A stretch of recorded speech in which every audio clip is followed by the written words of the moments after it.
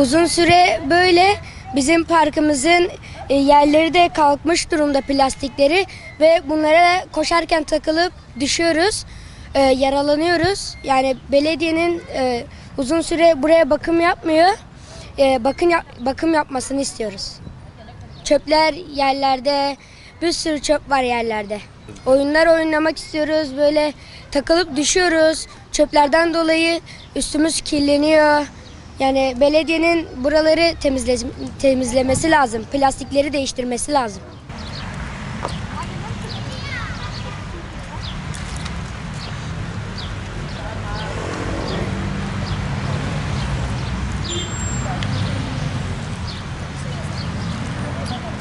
Çok engel oluyor ve şu plastikler hep kalkıyor.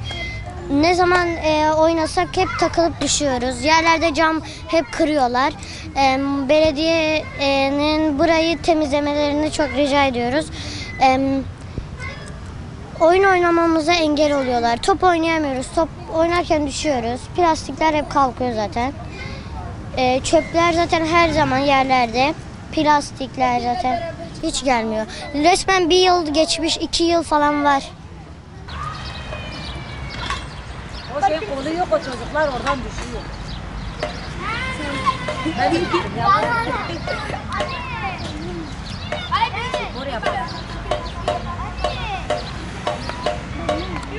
Evet, camlara batıyor herkese.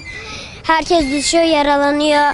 Bu taşlara çarpıyorlar. Çöpler çok dağınık. Herkes çok eskimiş parkımız. Keşke yenilense. Parkımız daha güzel olsa daha iyi olur. Çöplerimiz çok kötü. Çok dağınık ediyorlar. Çiğdem atıyorlar. Kavga yapıyorlar. Yangın yapıyorlar. Çöpe yangın atıyorlar. Durmuyor kanka. Nerede bir arabanı sat? Oğlum elleri nerede?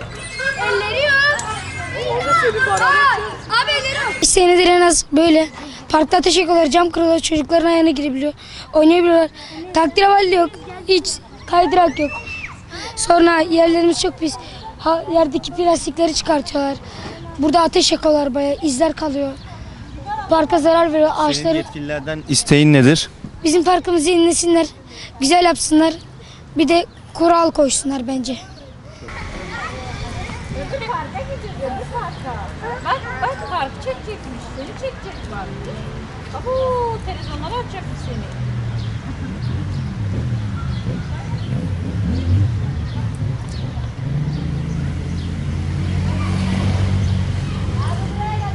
Çok uzun süredir böyle plastiklerin çıkması çok kötü sonuçlara sebep oluyor abi. Parklar çok bakımsız olmaya başladı. Belediyeden burayı düzeltmesini istiyoruz abi. Boyalar yapılmasını istiyoruz yeniden. Abi yerlere çöp atılması, çöpü yakmaları çok kötü oluyor. Yerler çok kirli oluyor.